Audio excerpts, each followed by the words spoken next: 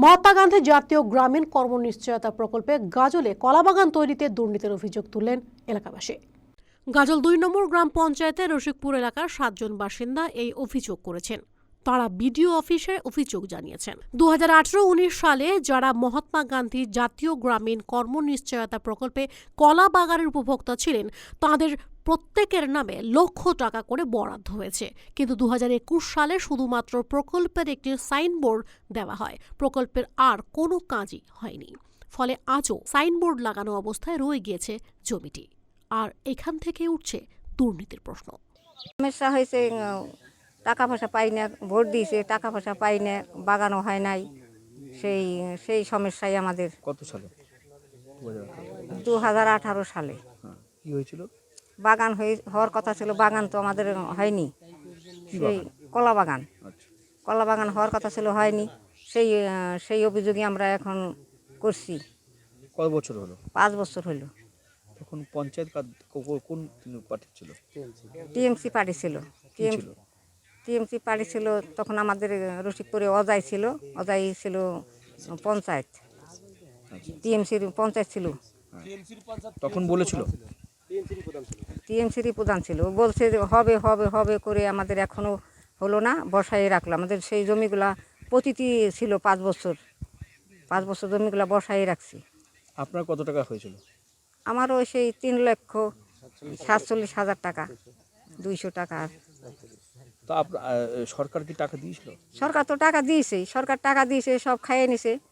বাড়ি রসিকপুরে আমার কলার বাগান দিতে চেয়েছিল সরকার থেকে 3,47,235 টাকা স্যাংশন করেছিল 18-19-এ। সেই টাকা আমি পাইনি, আমাকে দেয়নি, দেবো বলে 4-5 বছর আজ হয়ে গেল। জমিতে আমি এখন মুসুরি ফেলেছি, টাকা পয়সাগুলো দিল না। তখন ক্ষমতায় ছিল টিএমসি প্রধান পঞ্চায়েত, আজ দিই কাল দিই এরকম করে আমাদের আর দেয়নি, এই পর্যন্ত আমরা পাইনি টাকা। হ্যাঁ, কেন্দ্রীয় সরকার টাকা দিয়েছিল, এখন টাকাগুলো আমরা পাইনি। সেই টাকা বলছে দেবো করে, আর এই পর্যন্ত দেয়নি। 4-5 বছর হয়ে গেল। টাকাটা হয়তো এই দুর্নীতি করলো, কোথায় কে খেয়ে নিল আমরা কিন্তু কিছুই বুঝতে পারলাম না। টাকাগুলো স্বপ্নে তারা খেয়ে নিছে। এমজিএনআরএসের টাকা চুরি যাওয়াটা পশ্চিমবঙ্গে নতুন কিছু নয়। পশ্চিমবঙ্গের সর্বস্ব এবং সর্বস্তরে যে পরিমাণ লুট চলছে তারই একটা অঙ্গ হচ্ছে এমজিএনআরএস। বর্তমানে কেন্দ্র সরকার এই পশ্চিমবঙ্গের এমজিএনআরএসের টাকা লুট হয়ে যাওয়ার কারণে আর এই প্রকল্পের টাকা বন্ধ করে দিতে বাধ্য হয়েছে। রাজ্য সরকার এমজিএনআরএসের যে খরচ তার সঠিক হিসেব দেখাতে পারেনি বলে আজকে সেই পয়সা বন্ধ আছে।